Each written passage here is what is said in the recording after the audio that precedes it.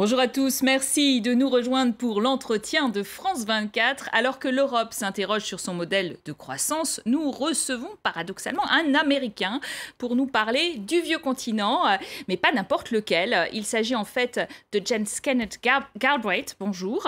Vous êtes économiste hétérodoxe, tout à fait, américain proche de l'aile gauche du Parti démocrate. Vous racontez dans votre dernier ouvrage, Crise grecque, tragédie européenne, comment vous avez aidé le gouvernement Tsipras à tenter de se dépêtrer des exigences de ses créanciers, participant même à la réflexion sur le fameux plan B, la sortie de l'euro en vérité. Alors commençons d'ailleurs par les dernières nouvelles de la Grèce. Rappelons que le mercredi 25 mai dernier, les ministres de la zone euro, les ministres des Finances, l'Eurogroupe donc, a débloqué 10,3 milliards d'euros pour cette Grèce. Elle doit reverser très vite 2,2 milliards à la Banque centrale européenne. C'est une bonne affaire? On continue à lui prêter?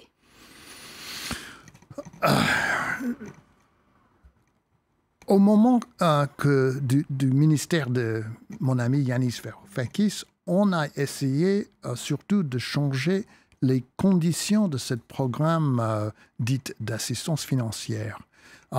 Parce que la politique économique qui a été imposée à la Grèce était en échec total. Et après 5 ans, c'est un pays qui a perdu un quart de ses revenus, qui a un taux de chômage qui monte environ 30%. Et c'est une catastrophe dans le secteur social. Alors, la politique qu'on impose toujours, qui a été approfondie par ce contrat qui a été imposé cette semaine, on prête à la Grèce, on continue à lui prêter. On continue à prêter pour continuer à prétendre qu'ils puissent payer sur les dettes qui existent, mais à condition qu'ils approfondissent une politique de ruine économique qui continue.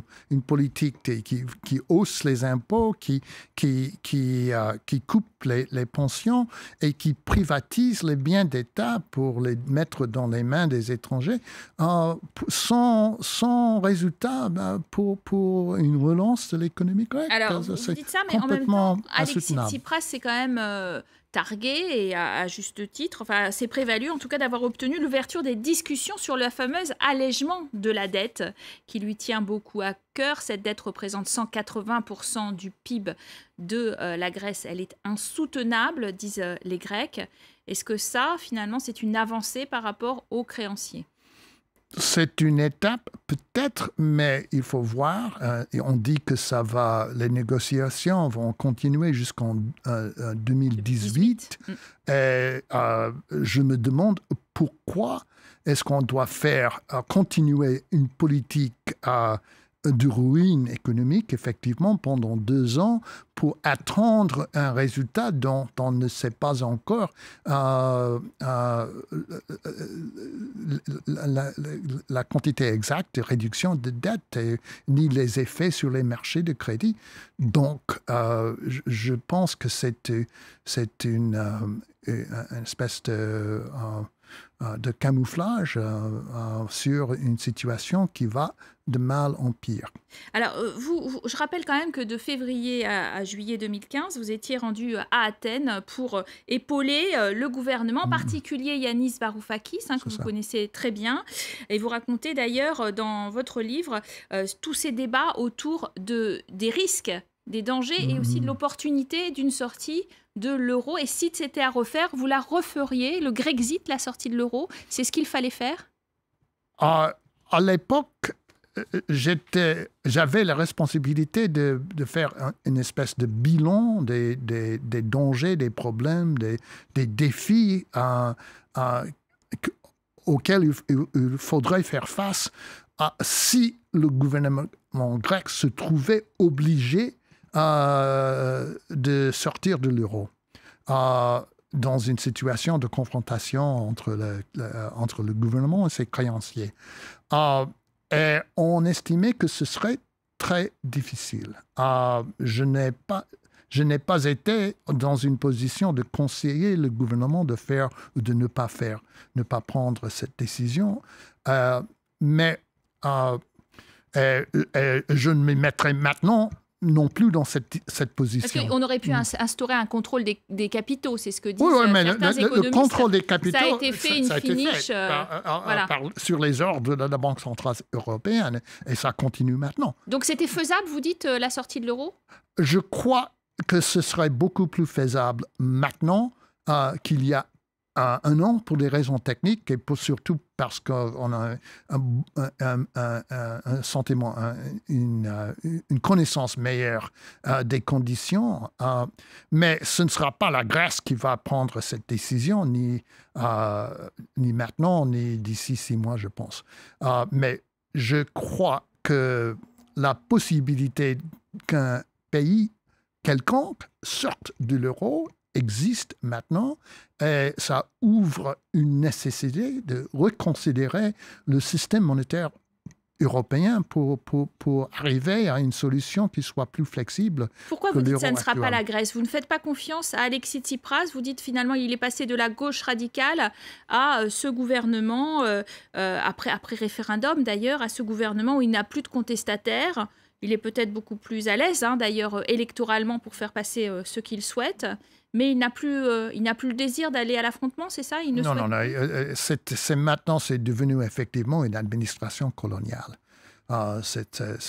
Toutes les décisions du gouvernement grec sont prises à Bruxelles. Ce n'est pas une administration indépendante.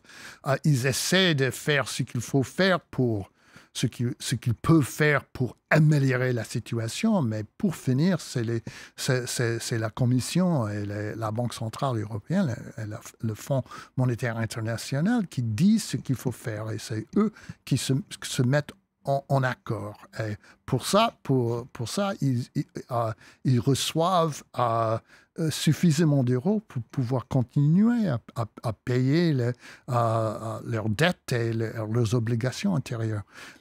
C'est une situation où ils n'ont pas la possibilité d'agir sur leur propre initiative. Alors à Moscou quand même, la même semaine de l'Eurogroupe, Vladimir Poutine a à nouveau rencontré le Premier ministre Alexis Tsipras, alors que, vous le dites, la Grèce semble condamnée à une austérité sans fin sous la pression des prêts de l'Eurogroupe.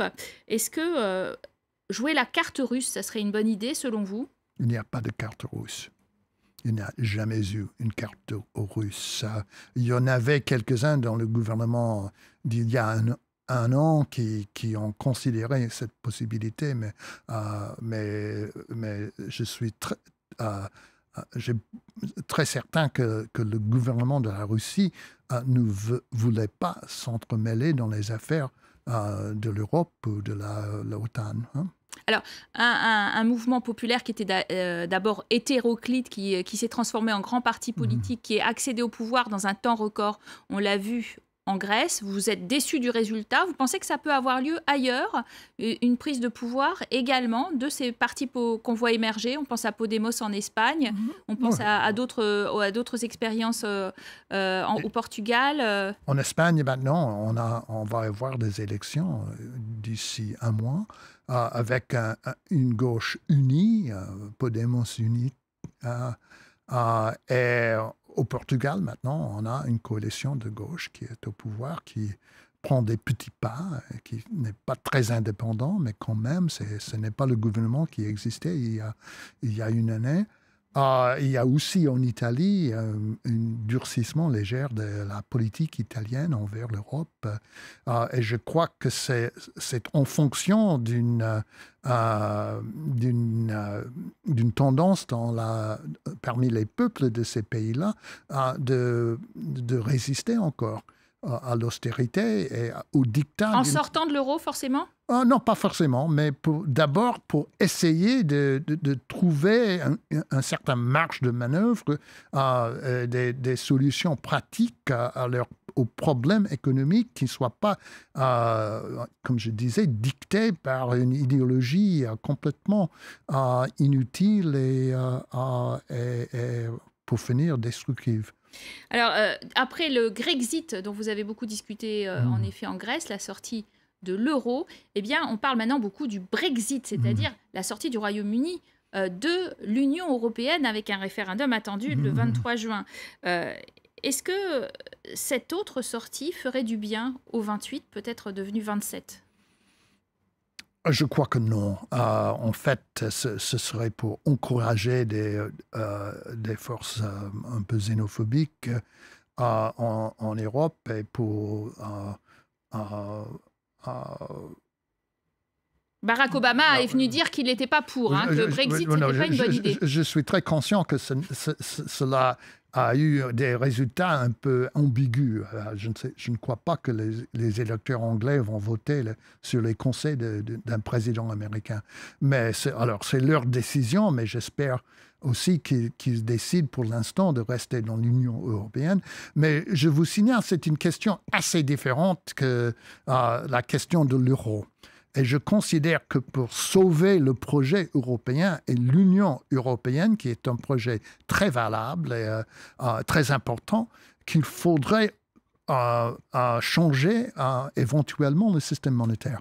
Le système monétaire, ce n'est pas une valeur en soi, c'est un moyen de faire fonctionner une économie. Et effectivement, il faut reconnaître que ça ne marche pas en Europe en ce moment. Donc, c'est le danger à l'Union européenne, c'est un système monétaire rigide, idéologique, qui dicte une politique économique qui va dans la direction de la liquidation de certains pays, de leur peuple, complètement. Voilà, une autre politique économique, on l'a compris, mais pas forcément une autre Union européenne, en tout cas uniquement sur le chapitre économique, c'est là que vous voyez les choses changer. Merci à vous d'avoir été en notre compagnie, Monsieur Galbraith, merci à vous de nous avoir suivis pour cet entretien. Vous restez bien sûr sur France 24, où vous attendent encore plus d'informations.